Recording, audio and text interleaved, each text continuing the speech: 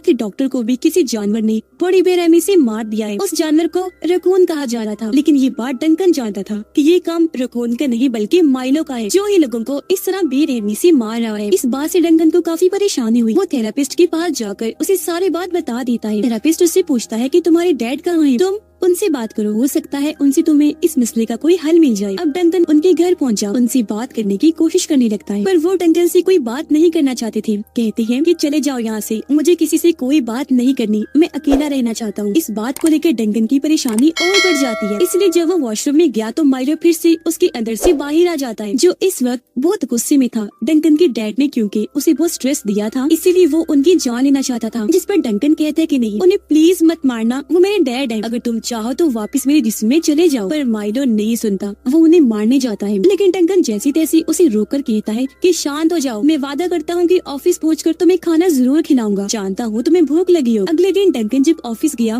तो ऑफिस में चल रहे सारे मसलों को वो अपने बॉस को बताता है, लेकिन बॉस नॉर्मल ही रहता है। कहने लगा कि तुम परेशान मत हो, फिलहाल यहाँ से चले जाओ, जो भी मसले चल रहे हैं खुद ब खुद ही ठीक हो जाएंगे। ये सुनकर डंकन और ज्यादा परेशान हो जाता है, जिस वजह से माइलो एक बार फिर बाहर आ जाता है। बॉस पर उसने हमला कर दिया। इसी बीच लिफ्ट बंद हो गई तो डंकन लिफ्ट में जा ही नहीं पाता, सिर्फ माइलो घुस गया था, इसीलिए वो काफी घबरा गया। नीचे जब गया तो लिफ्ट खुलते ही उसके होश उड़ जाते हैं, क्योंकि माइलो ने पहले ही बॉस को बेरहमी से मार दिया था। उसने बॉस को भी चीर फाड़ करके रख दिया था और अब बैठा वो नोच नोच कर बॉस को खा रहा था। डंकन काफी परेशान हो गया, जल्दी से भागकर अपने घर जाता है। उसकी वाइफ भी थी। यहाँ उसकी वाइफ जब ये बताती है कि मैं प्रेग्नेंट हूँ, माँ बनने वाली हूँ, तो डंकन एकदम काफी खुश हो गया। लेकिन वो इस बात से परेशान था कि अगर ये बात माइलो को पता चल गई तो वो मेरे बच्चे को नुकसान पहुंचा देगा। इस डर की वजह से वो अपने घर को छोड़ के चला जाता है, जहाँ वो माइलो के साथ अकेला रहने वाला था, ताकि अपनी वाइफ और बच्चे को उससे दूर रख सके। डंकन उसके साथ बच्चों की तरह ही पेश आता है, अपने साथ लेकर सोता है, खाना भी खिलाने की कोशिश करता है, लेकिन माइलो को कुछ भी पसंद नहीं आता। कुछ देर के बाद डंकन को कॉल आई। उसे बताया जाता है क्योंकि उसकी वाइफ प्रेग्नेंट है तो उसकी फैमिली ने इस खुशी में घर पर पार्टी रखी है।